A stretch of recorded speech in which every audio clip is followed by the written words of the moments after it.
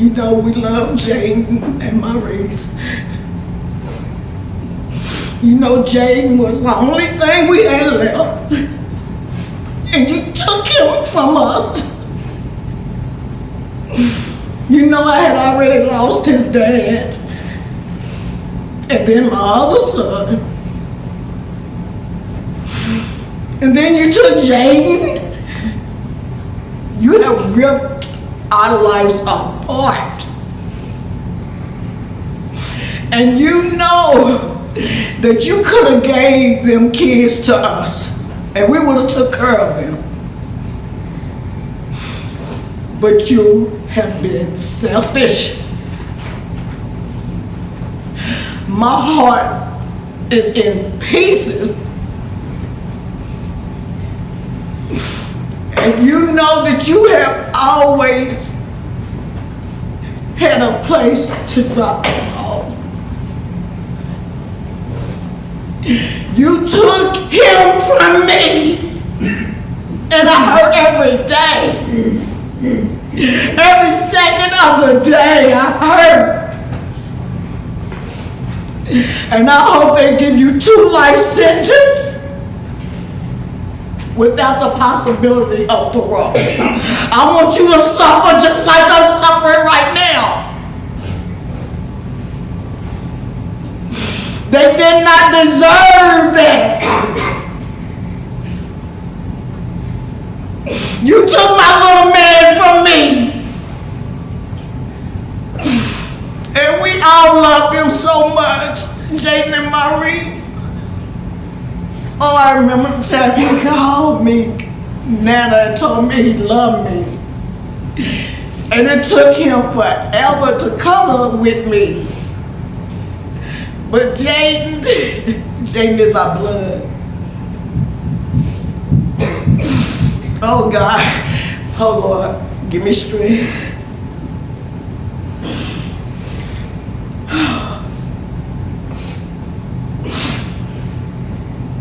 You have hurt so many people, Tiffany. Jaden had cousins that loved him. Melody and Torn. Torn sleeps with a teddy bear and a picture of Jaden every night.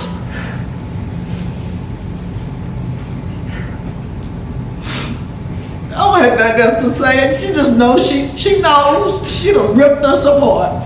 Yes. Due to defendant's association with God while she was acting.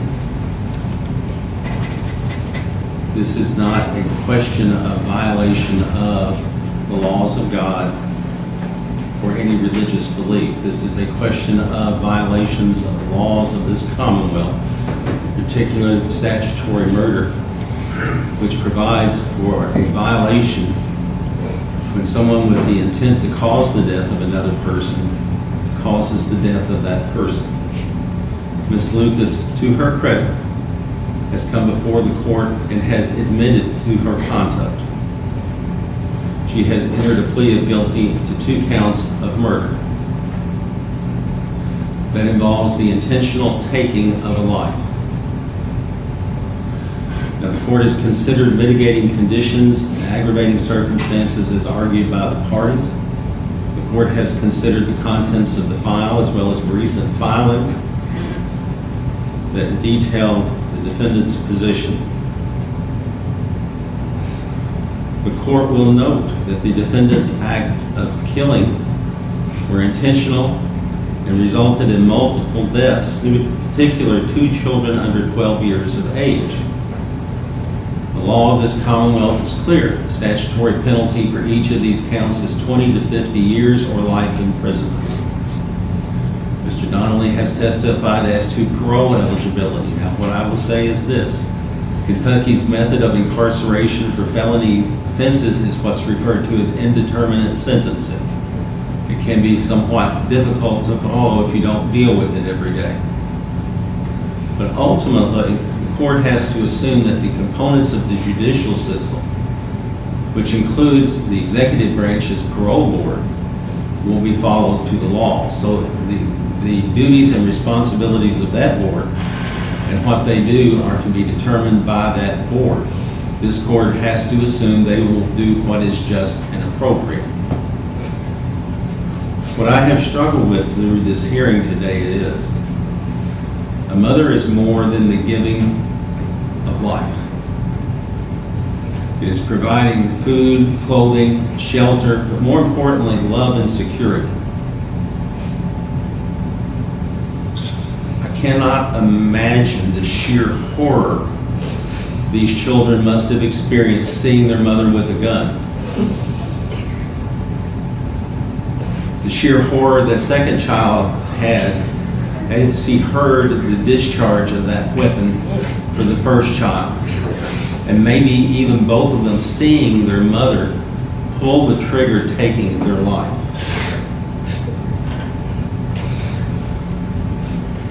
At this time, the court will state for the record, the court has considered the probation pre-sentence report, arguments of counsel, the contents of the file, and no sufficient reason having been shown why judgment not be pronounced and sentence imposed.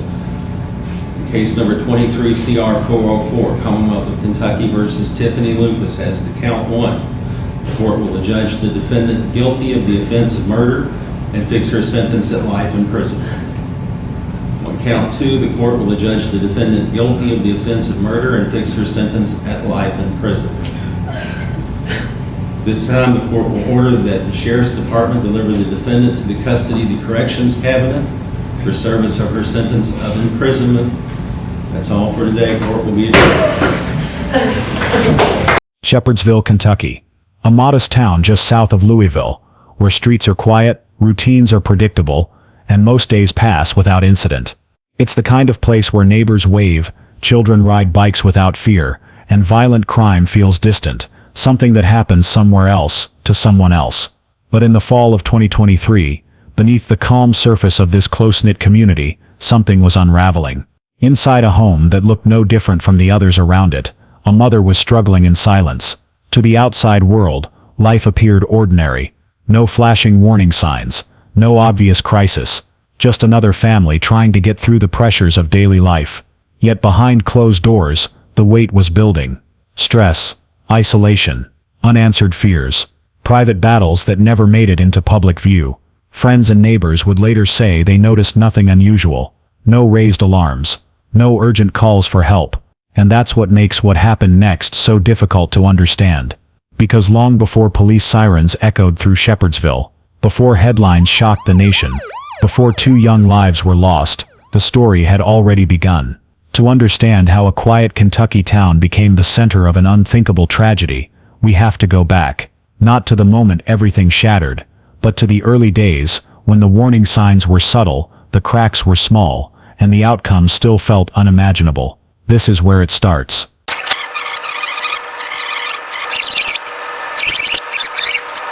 Tiffany Lucas lived a life that, from the outside, seemed ordinary. She was someone with hopes, struggles, and the same everyday challenges most adults face. There was nothing in her early years that foreshadowed the unthinkable events that would follow. Tiffany would become a mother to 2 young boys, 9-year-old Jaden Howard, and 6-year-old Maurice Peanut Baker Jr., names later etched into national headlines after the tragedy.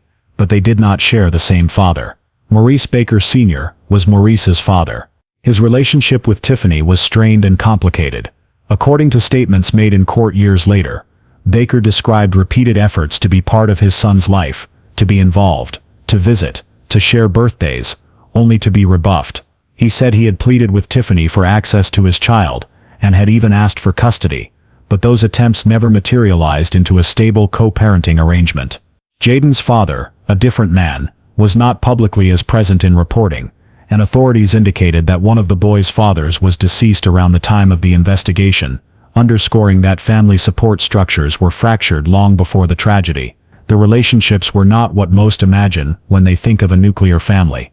Instead, there were missed connections, strained communication, and barriers to involvement, all emotional backdrops that added layers of stress to Tiffany's life. Despite the challenges, Tiffany became a mother, twice. For a time she tried to navigate the daily demands of parenthood.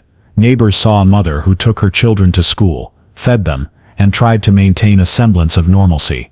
The boys laughed, played outside, and existed much like other children in Shepherdsville, but motherhood also magnified pressure. Without consistent support from the boys' fathers, and with unresolved personal struggles, emotional, psychological, and social, the burden of raising two boys largely alone weighed heavily. Moments that might have been joyful in other circumstances became sources of anxiety and conflict. In the months leading up to November 2023, the strain increased. Those close to the family later revealed that there had been calls to child services from relatives concerned about the boys' welfare, a sign that external family members were aware tensions existed, even if the wider community was not. Still, no intervention ever reached a point where outside authorities removed the children or mandated support.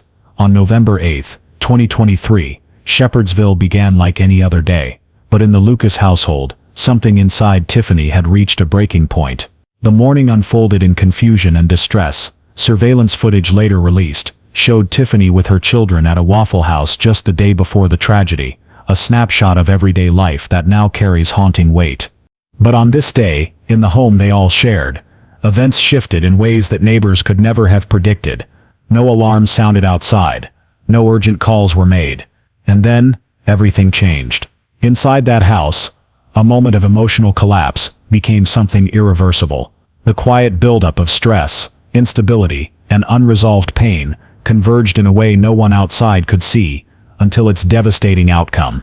My neighbor just came up to my door and just passed out, and I can't get her to wake up. She's okay. Is she breathing? She is. How old is she? I would say in her early 30s.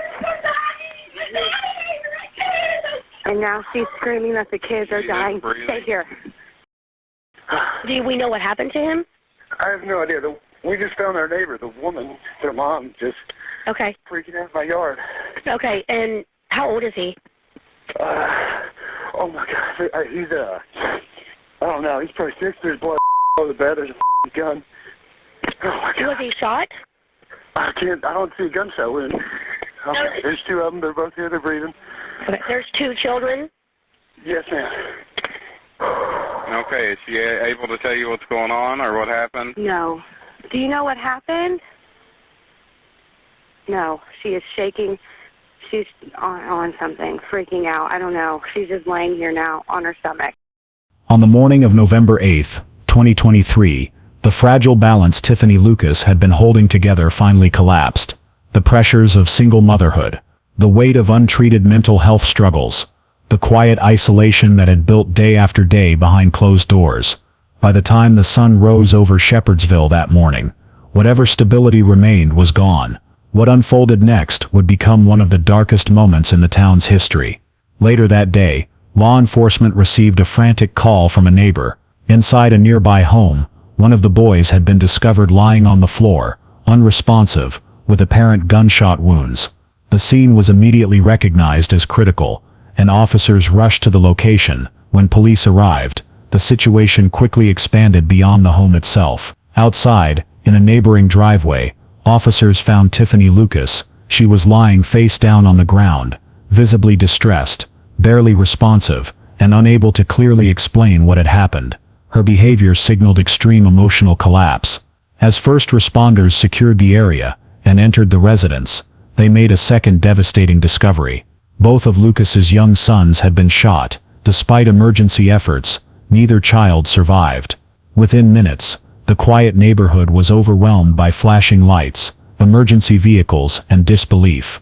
Streets were blocked off. Neighbors stood frozen, watching a tragedy unfold in real time, one none of them could have imagined happening on their block. Lucas was taken into custody at the scene. What investigators were left with was not just a crime scene, but a haunting question. How did a morning that began like any other end in such irreversible loss? To find the answer, authorities would begin retracing the final hours leading up to that moment, examining Lucas's mental state, her actions, and the events that unfolded before the first shot was ever fired. Because the truth was becoming impossible to ignore. This tragedy did not happen in an instant. It was the result of a collapse that had been building for far longer than anyone realized. Have you taken anything? Have you been drinking? Then why can't you stand up? I just don't feel like it. You just don't feel like it, huh? I said I don't feel right. Don't feel right? Okay. I guess we'll put her in my car, and when EMS gets done in there, they can come over and check her out.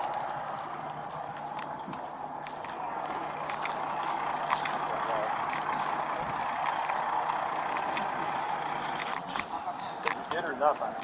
Huh? Did or did not find it? They said they haven't found it yet, but EMS moved a bunch of stuff, so we'll have to find it later. Once the detectives get done, worst comes to worst, I can bring the dog in and he can locate it.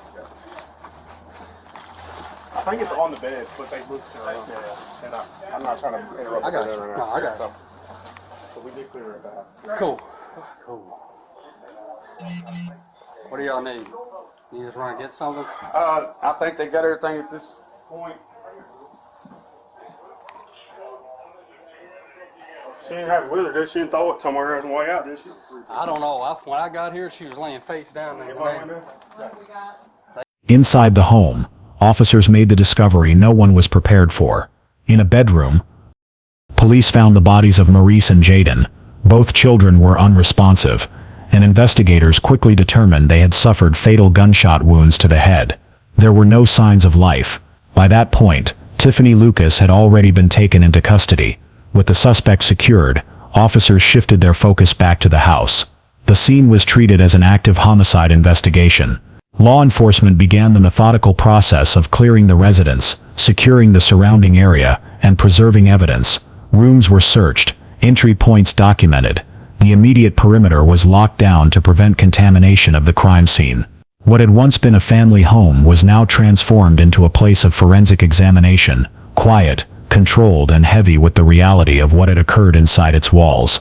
For investigators, the focus turned to reconstruction, where each child had been, what happened first, and what events led up to the moment police were called.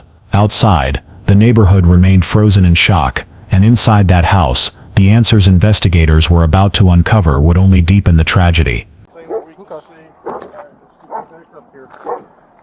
Step off the side of the All right, stretcher. step back off. You're going to get back in my car. Right there.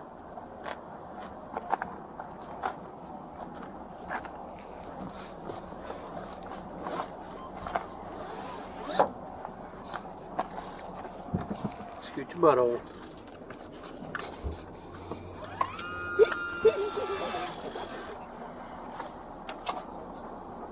Lean back.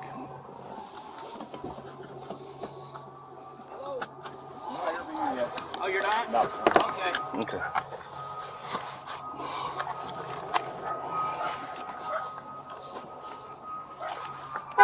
We're going in over here. Watch the rocks. You tender-footed? Okay. Okay. Stand here with him. I'm going to get my wand. Okay. I'm going to do that myself since...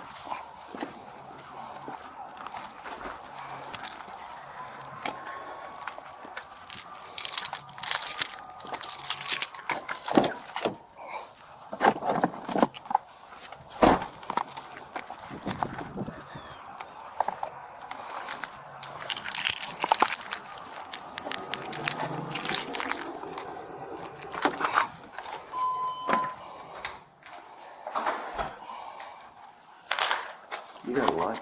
Will that light turn on? Okay. This is just the wand, okay? It's just to check you. You got anything on you? Nothing?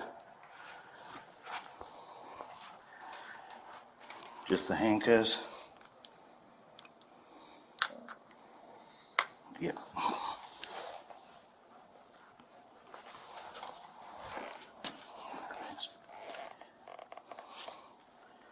They're just picking up the handcuffs and ankle bracelet. You got a necklace on? Earrings? I shot myself. Huh? I shot myself in the head. You what? Shot myself in my ear. You shot yourself in the ear? What's here? This one.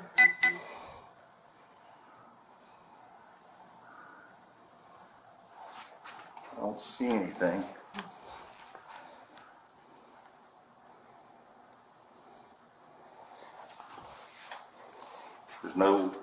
There's nothing there. Okay. Okay. We're gonna take her back to the interview room. I gotta go in and turn it on, so we're going to wait till I get there, and that way we can view her and just keep an eye on her, okay? Okay. So, You want me to have EMS come over just by what she just? yeah, start over here, and then, 910 radio. Can you start EMS over here to SOS code 1B5? I'll tell you what. You got your camera going? Yes, it's still going. We're having a seat in that chair until we brought her through the door, and she claims that she stated she shot herself in the ear. We checked, didn't see anything, but we're going to have EMS come check her out.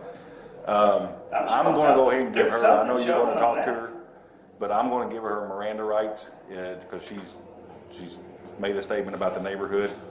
I just don't want her to say her just free speech, or just openly let her talk.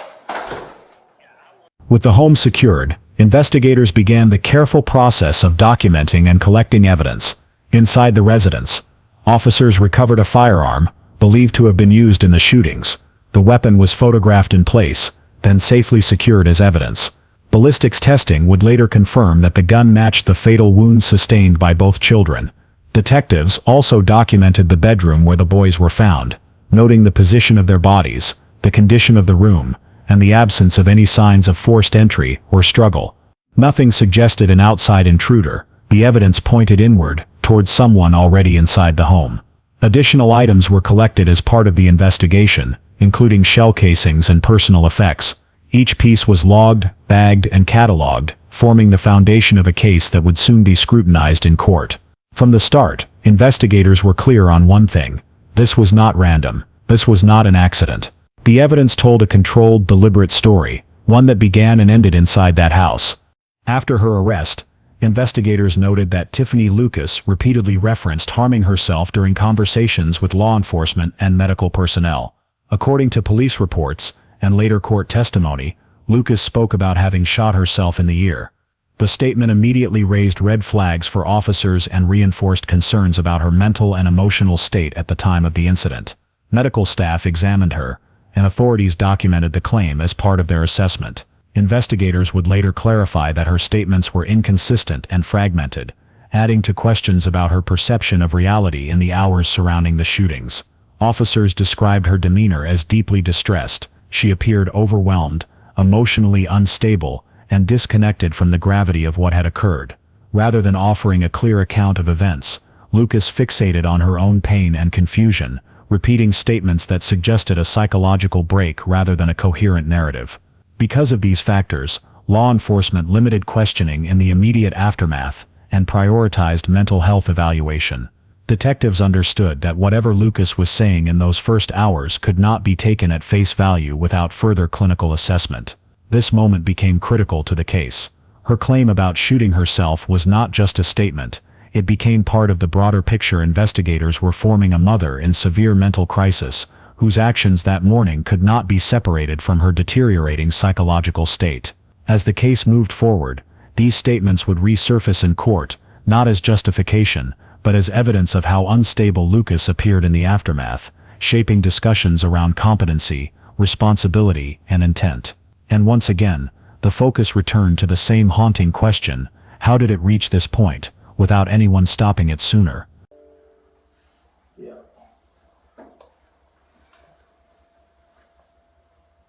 No, I'm not seeing anything. Get another set of vitals, and we'll go from there. Okay. I also spoke with Colonel Alex Payne from the Sheriff's Office about this, and he indicated that this idea that she maybe had tried. Second door.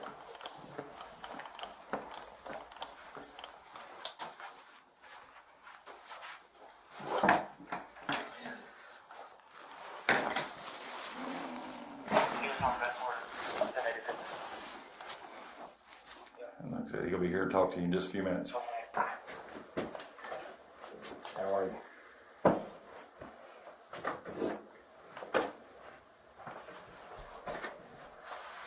She just sat back against it and went out for a second and collapsed over to the side for a moment.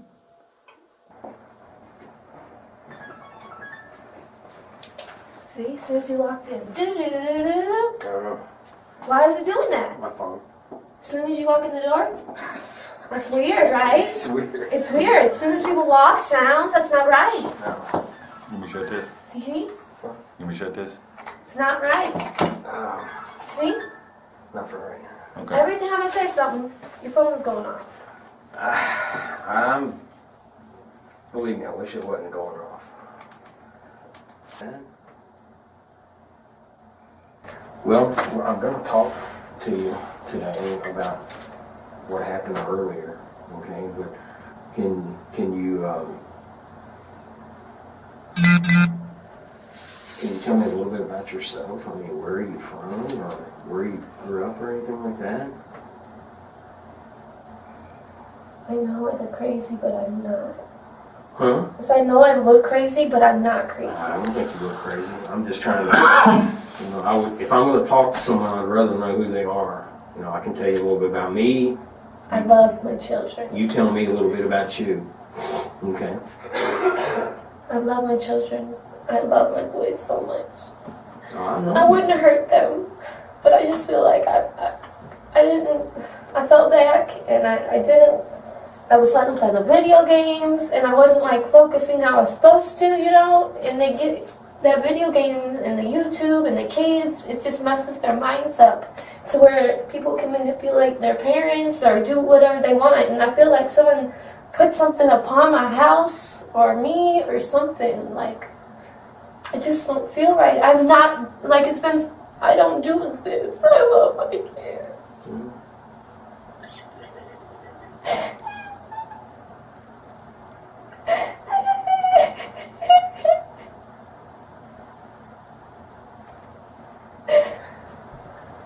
Jaden's 9, March 6. I was letting them play the video games, and I wasn't, like, focusing how I was supposed to, and they get that video game and the YouTube and the kids, it just messes their minds up. Haven't you ever heard anything like that before? I mean, yeah.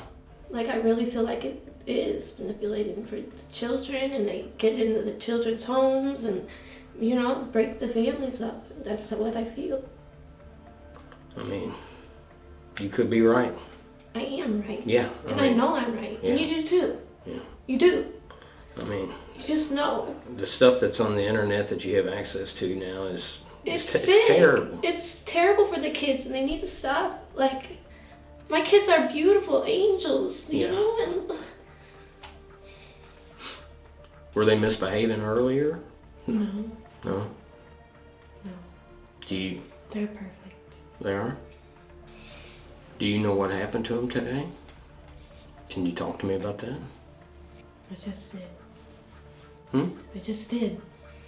Within hours of her arrest, Tiffany Lucas was seated inside an interrogation room. The setting was quiet, controlled, designed to slow things down and bring clarity. Detectives began pressing for answers. What they heard instead was deeply disturbing. Lucas spoke in a fractured, looping manner. Her thoughts jumped without warning. Her words drifted in and out of coherence. She told investigators she felt as though outside forces had been controlling her, not just influencing her behavior, but actively directing her thoughts and actions. "I feel like I've been manipulated," she said, "through the game systems and everything." Detectives asked her to explain. "The games?" "Yeah," Lucas replied. "PlayStations. All the games the kids play." She became fixated on electronics and digital platforms, insisting they had the ability to invade and alter minds. According to Lucas, video games could manipulate her children and somehow transmit thoughts back to her. "They manipulate their minds," she said, "and then they get to hear mine." As the interview continued, her beliefs expanded beyond gaming systems. She told detectives she believed she had been controlled, manipulated in her words, through YouTube, Facebook, the internet, and wireless signals, into doing what she did. Later, investigators would testify that these claims were not isolated comments. From the beginning, Lucas consistently maintained that technology and online platforms had influenced her actions, reinforcing concerns that she was experiencing a severe break from reality. Detectives attempted repeatedly to redirect the conversation, away from the electronics, away from the internet, and back to the central issue: what happened to her children? But each time Lucas struggled to remain grounded. Her responses circled back to the same themes: external control, invisible manipulation, forces acting through digital systems and wireless connections. To the investigators in that room, it became clear they were not speaking with someone offering a rational explanation. They were listening to a narrative shaped by paranoia, fear and delusion, beliefs that felt real to her, even as they detached further from reality. That interrogation marked a critical turning point, because the case was no longer only about what happened inside that home. It was now about whether Tiffany Lucas understood her actions at all. Someone tried to manipulate me through my phone, manipulate me through my house, doing stuff to me. What are they doing to you? Manipulating my mind. Parker Borders. His name is Parker Borders. What about him? He lives in Bardstown, and I'm pretty sure he's been manipulating my mind for like 3 years. Really? Through my phone, putting up things in my house, like real evil, dark, weird stuff, like trying to... Like trying to get you to do things? Yeah, like alter my mind, like completely like flip me. Like I'm a woman of God. I don't do. Yeah. You don't hurt your children. You protect them, and I feel like I have to protect my children. Right. Like I love my kids. I know you do. I would never do something like this unless someone manipulated me. Relatives would later reveal that this tragedy did not come without warning. According to family members, Child Protective Services had been called to the home in the past. Concerns had been raised. Red flags noted. Signs that something was not right behind closed doors. But despite those reports, no long-term intervention followed. The family remained intact. Life moved on, until it didn't. Back inside the interrogation room, as detectives continued to press for clarity, Lucas's narrative took another turn. For the first time, she introduced a name. To investigators, it meant nothing at first. To Lucas it meant everything. She told detectives that Parker Borders was responsible for what had happened. In her words, he was the person who had invaded her thoughts, who had flipped her mind, disrupted her thinking, and left her unable to protect her children. Lucas spoke as if this influence was direct and personal, as if someone had entered her mental space, taken control, and overridden her ability to reason. She described it not as persuasion, but as intrusion. Investigators would later testify that this accusation was consistent with the broader pattern of her statements. Rather than accepting responsibility, Lucas framed her actions through the lens of outside control, technology, internet platforms, wireless signals, and now, a specific individual she believed had penetrated her mind. To detectives, this was not evidence of an external threat. It was evidence of a severe psychological break. Still, the mention of a name added another layer to the investigation. Authorities worked to determine whether Parker Borders had any real-world connection to Lucas, or whether he existed only within the framework of her delusions. What they found would reinforce what mental health professionals were already beginning to suspect. This was not a case driven by anger or revenge. It was not rooted in conflict with another person. It was the collapse of a mind already in distress, one that had been showing signs long before November 8th. And as the interrogation came to a close, investigators were left with a grim reality. The warnings had been there. The system had been alerted, but nothing had stopped what was coming. Do you think Parker actually manipulated you into hurting your kids? Mm-hmm. Did he actually tell you in person? No, but he controls my phone, all my bills are in his name, like has too much access to me, Right. Right. So I feel like he manipulated my mind, Mm-hmm. I would never hurt my children. Who is this Parker guy to you? Just a friend, or? Like a sugar daddy type thing. Before I had a friend who was with him, and she mysteriously passed away in a car wreck. So I just feel uncomfortable. I don't know. I feel like it's him. It's not me. It's not me. I'm right with God, so I know it's not me. I know. It's not in my mind. Yeah. It's not me. It just isn't. Did he provide you with a firearm, with a gun? Yes, it was his. Investigators listening to Lucas's account heard nothing that matched the evidence they had already collected. Inside the bedroom, officers had recovered a handgun lying on the bed next to her son's. Scattered across the room were 6 spent shell casings, each carefully documented and logged as evidence. The scene told a clear story, one that did not change no matter how many times it was reviewed. Additional evidence came from outside the home. Surveillance audio from a nearby doorbell camera had captured the unmistakable sound of 4 gunshots. Moments later, neighbors reported hearing screams coming from the direction of the house, screams that prompted the emergency call that brought police to the scene. Every timeline aligned, every sound matched, every piece of physical evidence led back to the same conclusion. Yet inside the interview room, Lucas continued to resist that reality. She insisted the gun did not belong to her. She suggested it was someone else's, offering no clear explanation for how it ended up on the bed, or how it had been fired inside the room where her children were found. To investigators, the contrast was stark. Outside the interview room was a case built on forensic evidence, surveillance audio, and eyewitness accounts. Inside the room was a woman clinging to a narrative shaped by delusion and denial. No intruder, no third party, no competing version of events supported by facts. By the end of the interview, detectives were no longer searching for what happened. They knew what remained unresolved was something far more complex, how a mother reached a point where reality itself no longer held. So that gun that was, I guess, in the house, in the bedroom or whatever, that's his gun? Yes. Why'd he give it to you? I don't know.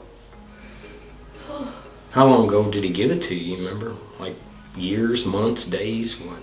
I don't know. Don't remember? Been a while. Been a while? What do you remember him telling you in your mind to do, or persuading you to do? I just don't know. He just, it's happened once before. Like, I got like a weird feeling, like it just felt weird. And then here recently it just felt weird. I'm a good mom. Like, I'm a really good woman. I'm a mother, Mm-hmm. I have veneers and everything. I'm sorry? I said I have veneers and everything. I don't look like this. Okay. Do you remember hurting your sons today? I mean, you remember it, but I'm not saying it's you. It's not me. It's not you. It's like not. You said. I know it's not me. I would never hurt my children. Right. Detectives tried again. They returned to the timeline, the evidence, the children, but Lucas did not waver. She continued to insist she was innocent. She rejected responsibility at every turn, offering explanations that shifted from moment to moment. When one claim unraveled, another replaced it. Investigators documented everything, every inconsistency, every contradiction, every statement that failed to align with the facts. From their perspective, the case was already clear. The evidence was overwhelming. The physical proof inside the house left no room for doubt. But across the table, Lucas was living in a different reality, one where blame never rested with her, one where control was always taken, never exercised, one where unseen forces, technology, people, manipulation, were responsible for everything that had gone wrong. For Lucas, reality was not fixed. It shifted, it bent, it moved, just out of reach. Always someone else's fault, always an external influence, always a manipulation. And as the interview came to an end, investigators understood something that would define the rest of the case. This was no longer just a matter for detectives. It was a matter for psychiatrists, prosecutors, and ultimately the court, because the question was no longer what happened. It was whether Tiffany Lucas could accept reality at all. Manipulating is the best word. Two phones. Wi-Fi, all of that. And once he manipulated you and pushed you into doing this, what do you remember firing a weapon at them today? I mean, you remember that, right? No? You know how many times you shot? That pulled the trigger today? No? Let me ask you this. After you hurt your sons with a gun, did you think they had passed away, or do you think they was just wounded and would be okay? Because they're both okay. Neither one of them passed away. But what did you think? Did you think you had killed them? I just don't know. I have nowhere. Now you went next door to knock on the neighbor's door to get help, right? Okay. When you went over there, what were you going over there for? Just to ask for help? Yes. Okay. So, I'm guessing since you were going over there to ask for help, you had saw that your sons had been injured, right? And were bleeding? You saw that, right? I mean, I know it's a hard thing to think about. And I know it wasn't you. I know that's not you. I mean, you're being manipulated, as you said. I understand that. But physically, you're the one who pulled the trigger. Even though that's not you. And somebody else is pushing you to do that or manipulating you to do that, you pulled the trigger on the weapon. Is that correct? Mm-mm. It's not correct? Mm-mm. How did your sons get shot then? You don't know? How long after your boys got hurt? How long did you immediately go next door to ask for help, or did you wait for a while, or what? Do you think it was an accident today, or did you mean to shoot him? I just can't talk. Hey, look at me for a second, please. How many times did you shoot each one of them? Multiple times? One time, two times, what? I have no words. I have no words. You don't know how many times you shot him? So I guess did you just keep pulling the trigger until it was empty, or what? No. I just don't have anything to say right now. Did anybody spend the night with you and your kids last night? Huh? Yes or no? Hey, I know you can hear me. Yes or no? I'm not sure. I don't know. I feel like he's been living in the house with me. I don't know. It's been so weird. Yeah. I've been trying to get him out of there. I don't know what is going on. Parker was in the house today? Hey, answer. I don't entirely know. You don't know? I don't entirely know. You don't know if he was in the house today? No, I feel like he's been playing with my mind, like coming and going, like... Well, that's fine, but did you actually see him? Did he show up today into your house? Huh? Yes or no? No. Huh? Yes or no? No? No. Okay. Was anybody else in your house today other than you or your kids? Detectives push harder, pressing for a straight answer. But Lucas's responses remain elusive. Half admissions, half paranoia. She drifts between acknowledging what happened and denying it entirely.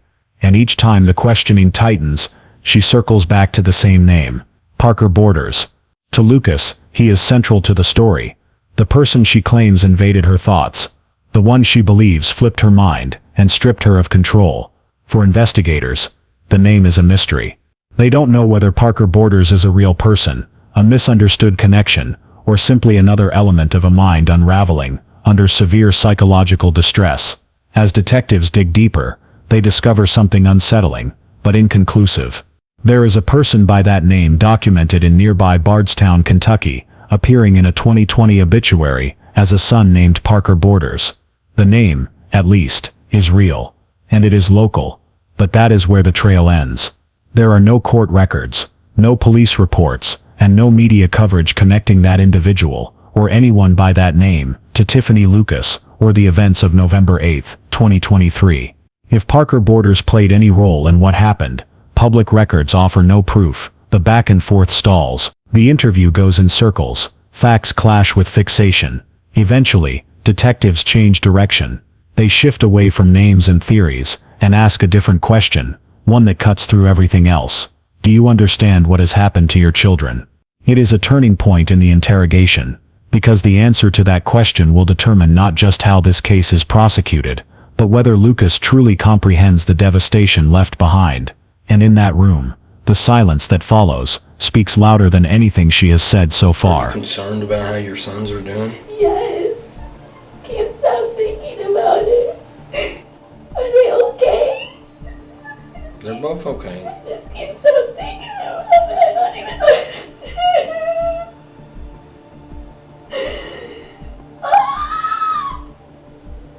I'm so scared.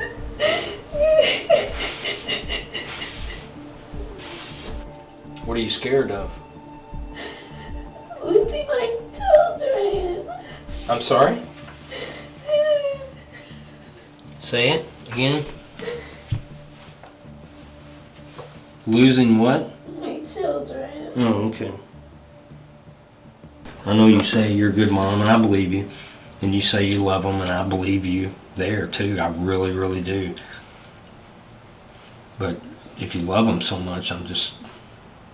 What made you shoot them? You know? It's hard for me to understand. I wish I could hear you answer. Why? Do you think Parker manipulated you to the point that he had you shoot your kids? I know ultimately the mom that I am and the person that I am. Mm-hmm. I know God wouldn't do that to me, but I know people will do that. A system, and I just know what I know. That's all. And that's it. The psych evaluation. Immediately. Have you ever spoken to psychiatrist, psychologist before? Yes. Yes. You think they could... I need a mental evaluation right now. Do you think they would be able to I help... don't have nothing else to say until I get a mental evaluation. Do you think they would help you figure out Yes. why you shot them? I did. Who did it then? I told you. No, you didn't. Who shot him if you didn't? Who shot him if you didn't? Who did it? Tell me who did it. Hey, tell me who did it. Can you just send me the mental, please? Can you just take me to the mental? We'll help you out there. But if you didn't do it, who did it? I don't have nothing else to say. Our Father who art in heaven, hallowed be thy name. Thy kingdom come, thy will be done on earth as it is in heaven. Give us this day our daily bread, and forgive us our trespasses. Where are my kids? I can't hear you. Where are my children? I can't hear you. Where are my children at? Okay. They are at the hospital. What state are they in? Both of them are still alive. They're in critical condition. It is clear to everyone in the room that Tiffany Lucas is not well, and just as clear that she knows it herself. At one point, she asks to be evaluated. Her voice begins to trail off. Her words lose structure, and then slowly, they dissolve into prayer. She closes herself off from the detectives across the table, murmuring repeated recitations under her breath. For several minutes, the interrogation room sits in near silence, broken only by her whispered prayers. Then, almost as abruptly as it began, something shifts. Lucas looks up. Her focus turns away from God and back to her children. She asks about her boys. It is the last meaningful exchange of the interview. By then, detectives have heard all they need. Her denials, her claims of manipulation, her fixation on technology and outside control, her prayers, and now, her plea to know what had become of Maurice and Jaden. The session ends without a confession, without clarity, without answers. Only the stark reality remains. 2 children critically injured, and a mother unable, or unwilling, to explain why. When the questioning concludes, detectives escort Tiffany Lucas out of the interview room and into the jail's chain of custody. Later that same day, both of her sons die at the hospital. Lucas is formally booked into the Bullitt County Detention Center, charged with 2 counts of murder. Her bond is set at $2 million. From that moment forward, she would not walk free again. In custody, Lucas waits for nearly a year. As the legal process grinds on, motions are filed, hearings are held. Her attorneys signal that they are preparing to pursue an insanity defense. Throughout it all, Lucas remains behind bars, her case inching closer to resolution. Then, nearly a year after her arrest, the case takes a decisive turn. Tiffany Lucas abandons the insanity defense. Instead, she walks into a Bullitt County courtroom and pleads guilty. It is an open plea, no deal, no negotiated leniency. Her fate is placed entirely in the hands of the judge. That fate is decided in November 2024. The courtroom fills with family members, neighbors, reporters, and residents of Shepherdsville, Kentucky. Relatives of Jaden and Maurice speak through grief, about birthdays that will never be celebrated, milestones forever missed, and a loss that has reshaped their lives. Their words make one thing painfully clear. This case is no longer about arguments or defenses. It is about two children who are gone, and a community left to reckon with how it happened. Ms. Rowan, you are Jaden's grandmother, is that correct? Yes. And would you like to address the court with your victim impact statement? Yes. When you're ready, go ahead.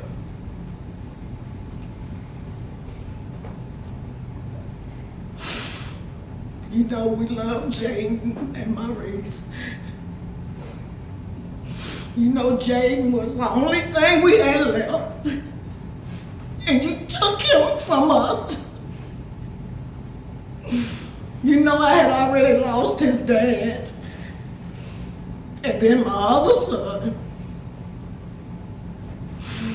And then you took Jaden. You have ripped our lives apart. And you know that you could have gave them kids to us and we would have took care of them. But you have been selfish. My heart is in pieces. And you know that you have always had a place to drop them off. You took him from me, and I hurt every day. Every second of the day I hurt. And I hope they give you 2 life sentences without the possibility of parole. I want you to suffer just like I'm suffering right now. They did not deserve that. You took my little man from me. And we all love him so much, Jaden and Maurice. Oh, I remember the time he called me, Nana, and told me he loved me. And it took him forever to cuddle with me. But Jaden is our blood. Oh God, oh Lord, give me strength.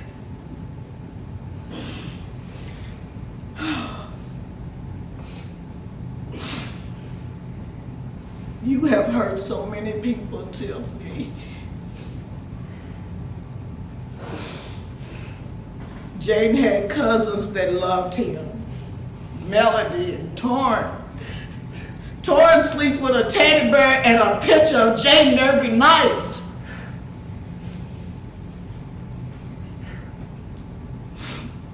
I don't have nothing else to say. She just knows, she knows she done ripped us apart.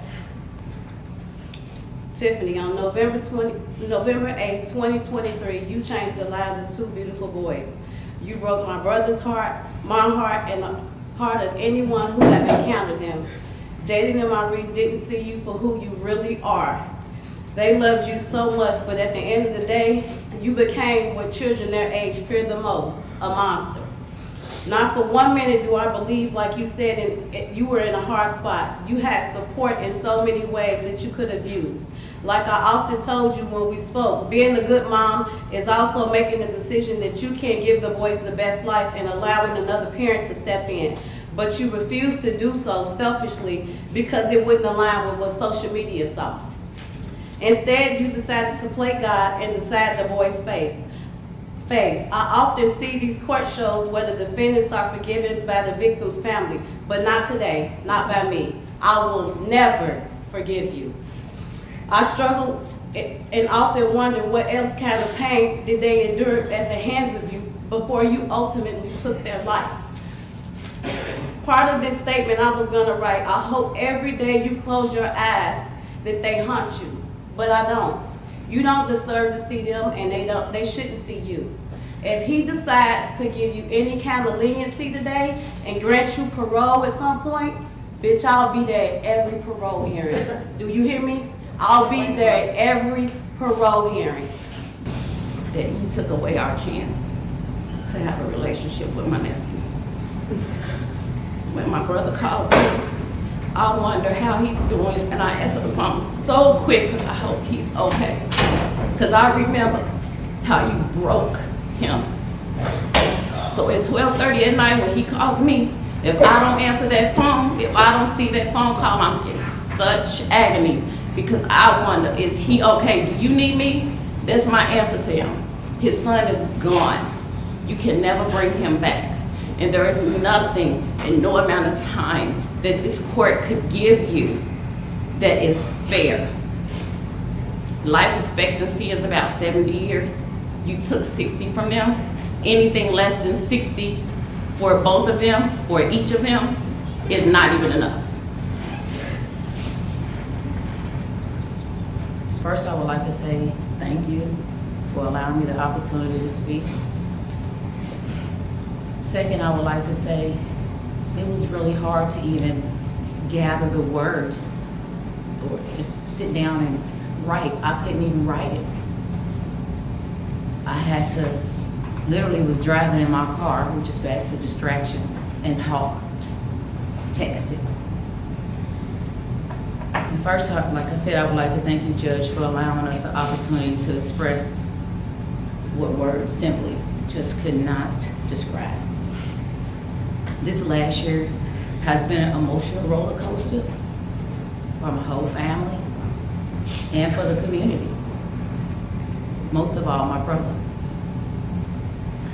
I simply can't fathom what he must think or how he must feel waking up every day, trying to put the pieces of your life back together after suffering such a loss and a tragedy. It's difficult to even mouth the words that my nephew was killed, that he was murdered. He was murdered by someone that was supposed to be a protector, to love him unconditionally. Personally, I've suffered from anxiety this last year with just the thoughts of what they went through leading up to that. I don't believe that this was an isolated incident where they were being, that there weren't other things going on that they were dealing with. Again, I suffered anxiety with just the thoughts of what he must have felt, the things he may have experienced leading up to the death, if only walls could talk. As I mentioned, I'm being treated for anxiety. I'm seeing a therapist. Because it's difficult to close my eyes at night. I didn't get much sleep last night. Some days I've had trouble getting out of bed. Just to process it all. No one, and I mean no one, deserves to go through this. No matter what the motive or the reason. You had options.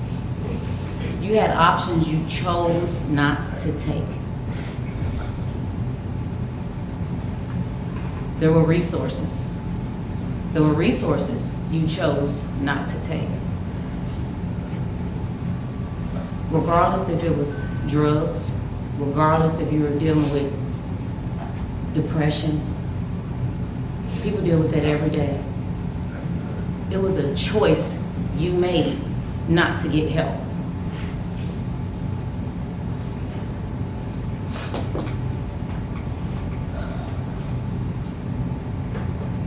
There was family you chose not to contact.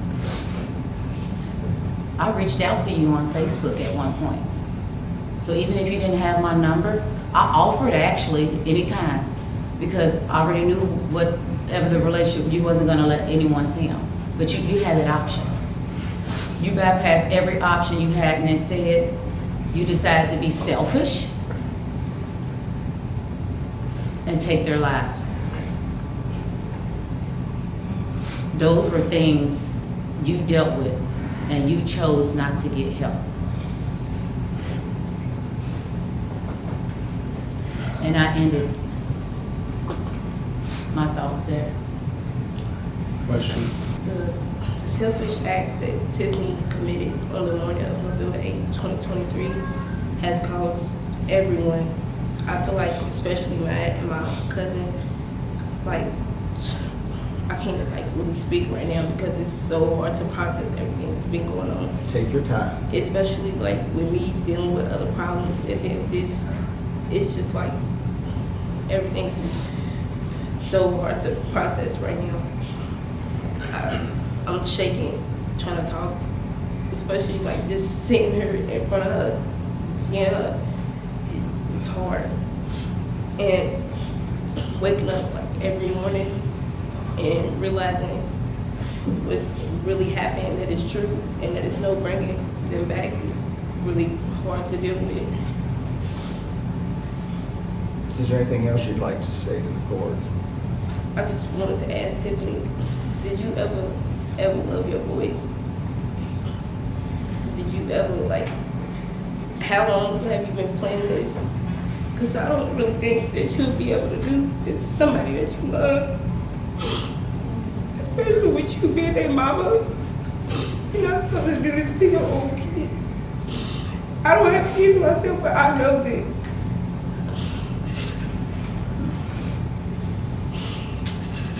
You're supposed to protect them and protect them.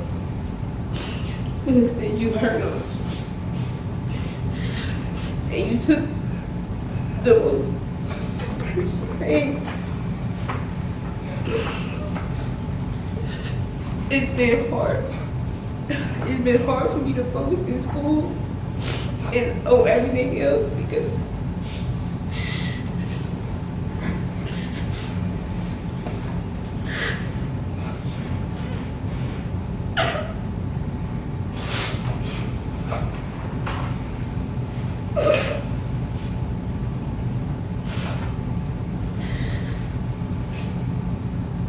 it's like a hundred questions racing through my mind every day. Like, I had so much stuff that I wanted to say, but now that I'm right here, I can't actually say it because it's just so much going on through my head at once.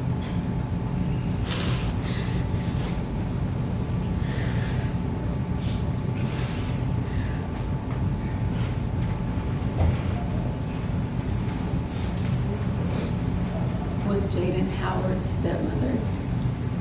And what would you like to tell the court?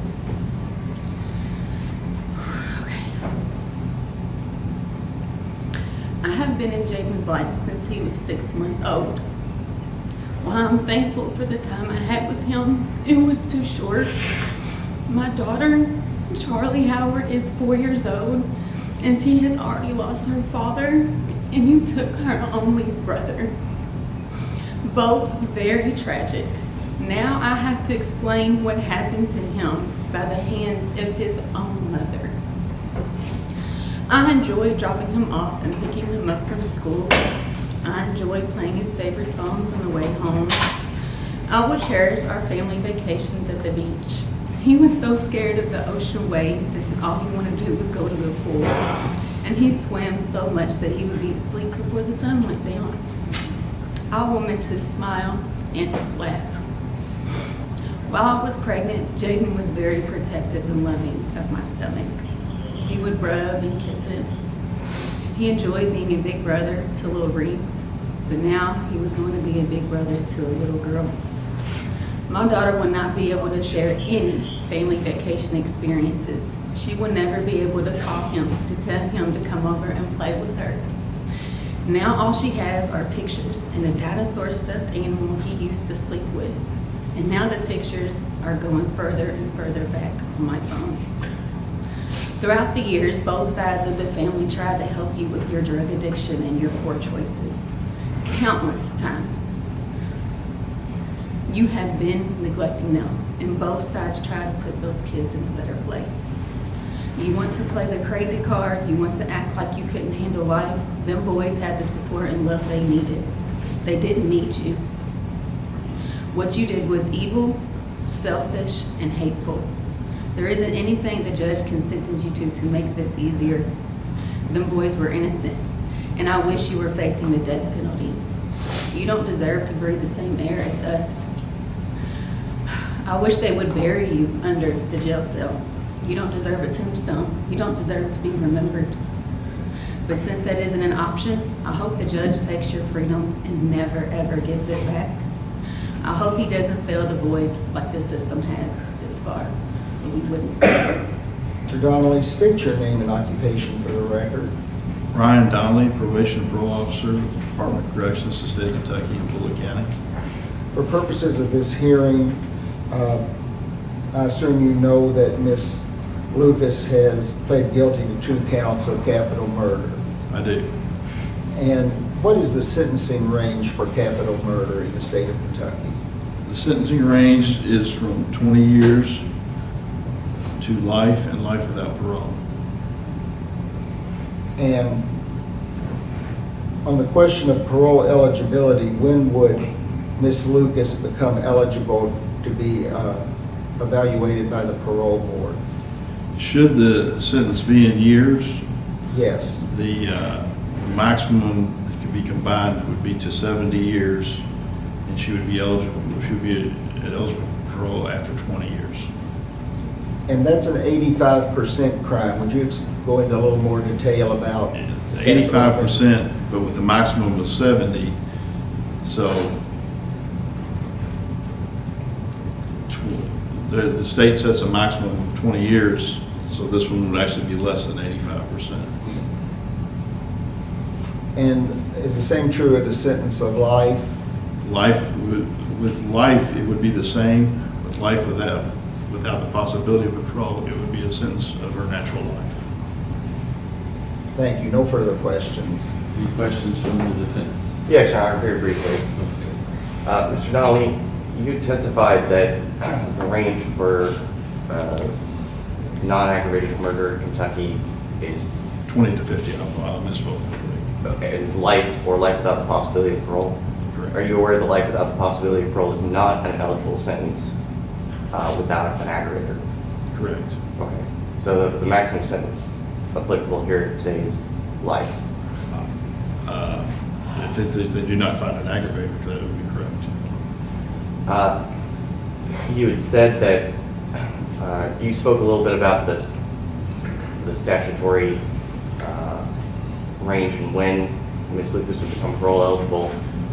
Are you aware that sort of the parole board's statutory ability to pass somebody, to defer them later on down the line?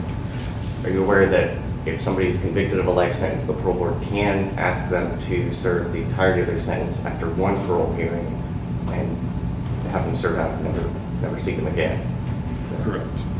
But in every other case, for every term of years, the parole board has to give the person a maximum deferment of 10 years before they reconsider their case. Correct.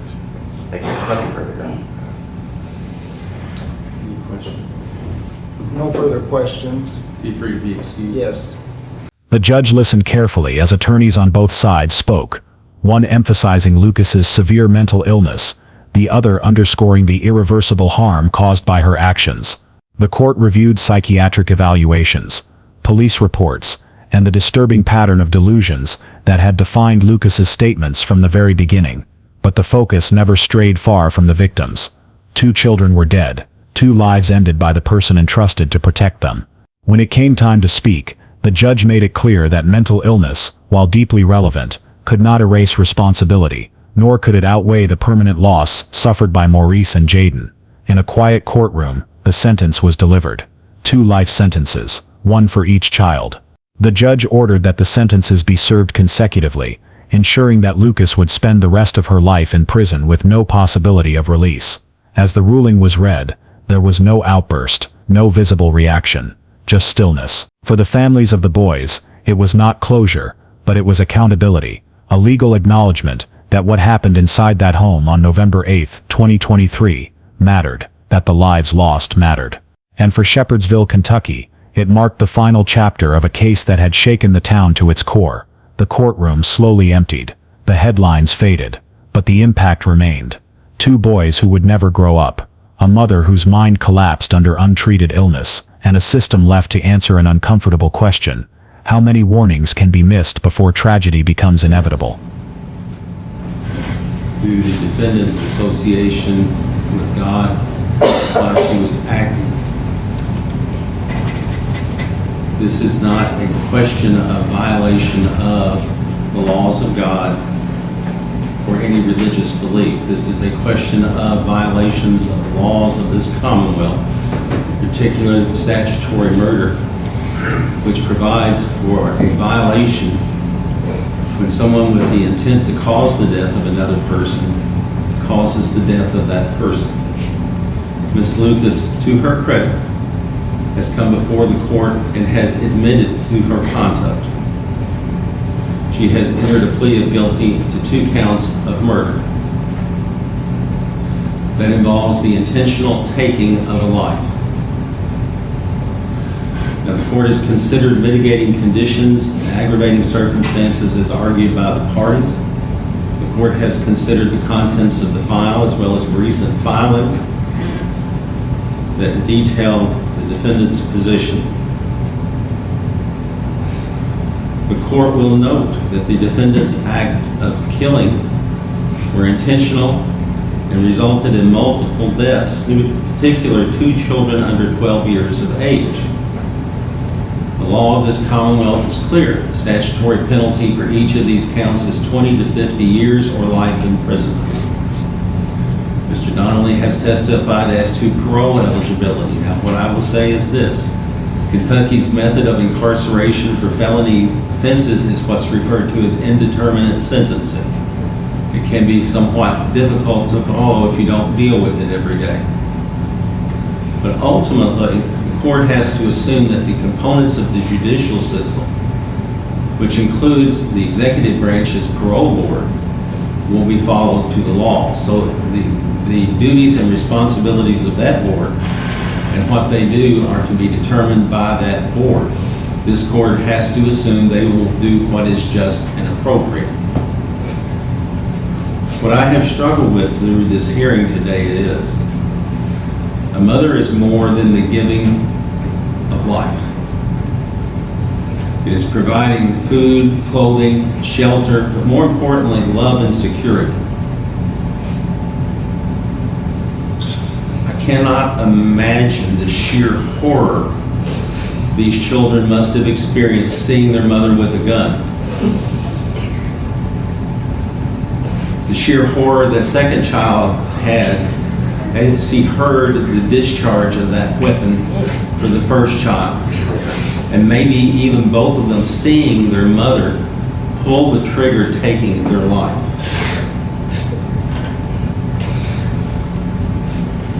At this time, the court will state for the record, the court has considered the probation pre-sentence report, arguments of counsel, the contents of the file, and no sufficient reason having been shown why judgment not be pronounced and sentence imposed. Case number 23 CR 404, Commonwealth of Kentucky versus Tiffany Lucas, as to count 1. The court will adjudge the defendant guilty of the offense of murder and fix her sentence at life in prison. On count 2, the court will adjudge the defendant guilty of the offense of murder and fix her sentence at life in prison.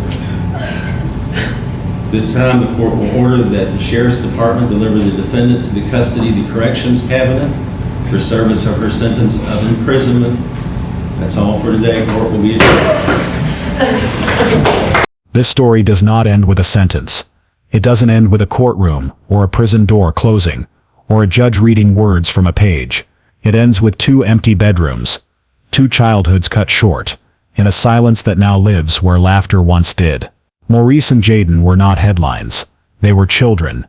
They had routines, favorite games, unfinished dreams, lives that mattered long before the world learned their names. And Tiffany Lucas was not a monster hiding in plain sight. She was a woman unraveling in real time, showing signs that were seen, reported, and still not stopped. A reminder that mental illness doesn't always announce itself with chaos. Sometimes it whispers. Sometimes it hides behind routine. Sometimes it waits until it's too late. This case forces us to sit with uncomfortable truths. That systems meant to protect children can miss critical moments. That families can raise alarms and still be unheard. That untreated mental illness doesn't just destroy one life. It devastates generations. There is no justice that brings these boys back. No sentence that balances the loss. But there is responsibility. Responsibility to listen when someone is struggling. Responsibility to take warning signs seriously. Responsibility to intervene before silence turns into tragedy. If this story moved you, disturbed you, or made you uncomfortable, that's the point. Because awareness saves lives. If you or someone you know is struggling with mental health, don't wait. Reach out. Speak up. Ask for help. And if you're in a position to act professionally or personally, act early. Because behind every true crime story is a moment where the ending could have been different. Thank you for watching, and remember their names.